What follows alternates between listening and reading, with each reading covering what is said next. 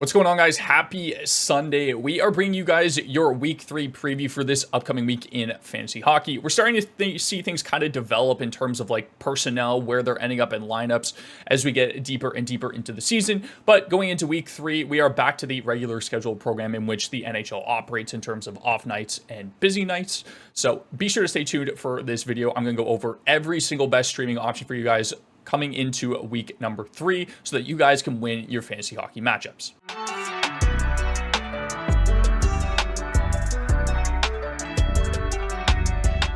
Starting us off, the best schedule of the week belongs to the Philadelphia Flyers and the New Jersey Devils. They both have 4 games with 2 off nights.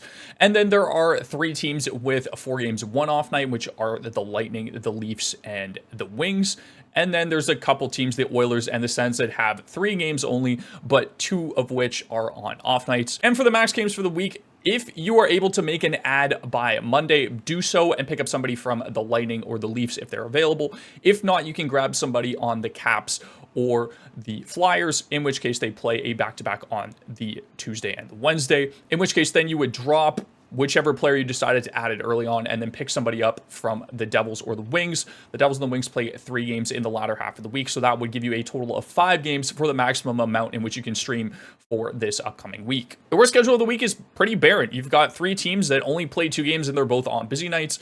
You've got the Sabres, the Blue Jackets, and the Vancouver Canucks. So if you have somebody from this team that you can afford to drop and stream somebody, if you're in deeper league, for example, highly recommend you do so in this video. If not, I would just hold on everything else. Everyone else pretty much gets 3 games for the entire duration of the week. So again, if you have a player on the team that you can afford to drop and pick somebody else up for this upcoming week, I would highly recommend that you do so. All right, on to our main forward streams for this upcoming week. Paul Cotter has been skating on line 1 and getting power play 2 time. So anytime you get exposure to a guy like Jack Hughes and Jesper Bratt at the same time, I want you on my team. I also expect Cotter to get left wing eligibility in the future. So something to look out for now that he's skating on that top line with Jack Hughes and Jesper Bratt. Morgan Frost has been a little bit underwhelming offensively, but when it comes to Philadelphia, I want exposure to the best players on their team. And 2 of the best players on their team are Matej Michkov and Owen Tippett, who, again, hasn't been producing it just yet, but I'm confident that he will turn around. Frost has been pretty solid offensively and is pretty good in the peripheral standpoint as well. Like, he's not blatantly bad in any shot volume or peripheral stats. So I want him because he's line 1, power play 1 exposure. And he has a really good schedule for this week. So give me Morgan Frost if you can. And then Matthew Knies and Vladimir Tarasenko are a little bit more owned, obviously both at 26%. If you're able to get Knies, highly recommend that you just roster this guy for the time being. He's line 1 with Austin Matthews and Mitch Marner and getting some power play 2 time. That power play 2 is actually getting significantly more ice time than they did last year. So just something to keep an eye on for the Leafs going forward. But Knies has been great. He's got a good shot volume. He hits on top of that and chips in offensively here and there. And then same thing with Tarasenko. He is line 1, power play 2, skating alongside Dylan Larkin and Lucas Raymond, excuse me. Great schedule for the week. 4 games, 1 off night, power play 2. He shoots the puck, he scores. Everybody knows what type of player Tarasenko is at this point in his career. And he's a good stream for this week if you're able to get to him at 26%. Moving on to some other forward streams, we have Josh Norris, who's been relatively good offensively as of late. Somebody that we've been keeping an eye on in terms of just like a watch list of players that didn't necessarily go drafted, but still have some upside. Josh Norris could be one of those players if he can, get back into his form prior to both of those shoulder surgeries, but he's playing line 2 and power play 1. He's got decent exposure to some good wingers. Drake Batherson has been really hot as of late. He's got power play 1 time on top of that, a good shot volume. He hits, he blocks. Should be a really good stream for this week if you guys are able to get to him, especially with those 2 off nights. And then Scott Laughton, I don't normally recommend people that don't have any type of power play exposure from a forward perspective, but Scott Laughton has a really good floor and a really good schedule for the week. So if you need somebody that's, guaranteed going to get you points, Scott Laughton's a good player because he gets you a ton of hits, he gets you some blocks, he gets you some shots, and then if he chips in offensively, it's just a bonus on top of that. Where if you look at guys like Dawson Mercer, Bobby Brink, yeah, they have more upside because they're on power play and they play higher up in the lineup, for example, like Dawson Mercer does.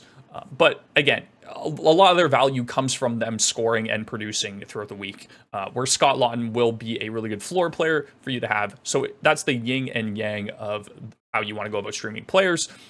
He's an option there for you. Center left wing eligible, plays a ton of minutes, very reliable. Dawson Mercer, onto him. So he's going to get his main type of upside from skating on the top line, or not the top line, excuse me, the second line, I guess you could call it, with Nico Hischier and Timo Meier. Somebody that we've kind of kept an eye on, similar to Norris, where it's like an undrafted player that could have some upside going into the rest of the year.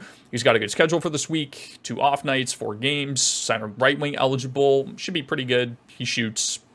Nothing crazy, but again, a good streamer for the week if you're able to get to him in deeper leagues. Bobby Brink, line 3, but power play 1, and he's been close to a point a game. He's been really good offensively. He's a talented prospect, somebody that we've been looking at, like potentially what type of role is he going to have in the Philadelphia offense. But he's skating on line 3, obviously only 1% owned because of that, but he does have a point a game, and he hits and he shoots on top of that. So I'm expecting this guy's ownership to absolutely skyrocket going into next week, especially due to the really favorable schedule that Philly has. And then Nick Paul, again, pretty reliable, shots, hits, a couple blocks here and there, good schedule for the week, plays 4 games, 1 off night. Line 2, but then has power play 1 exposure on top of that, and he's been relatively good offensively as well. Moving on to defensive streams, number 1 option should be Oliver Ekman-Larsson if he's available. He's 38% owned. He plays a ton of minutes in Toronto, even though he's technically on the second pair. He is now the power play 1 defenseman in Toronto and has been for the past couple games. So if you're able to get to this guy, highly recommend that you do so. He's got a ton of upside playing on that top power play. And then you've got a handful of Philadelphia defensemen. It doesn't really matter which way you want to go. They're all relatively, like when it comes to Sanheim and York, they're basically the same player. They're both pair 1. They play alongside one another.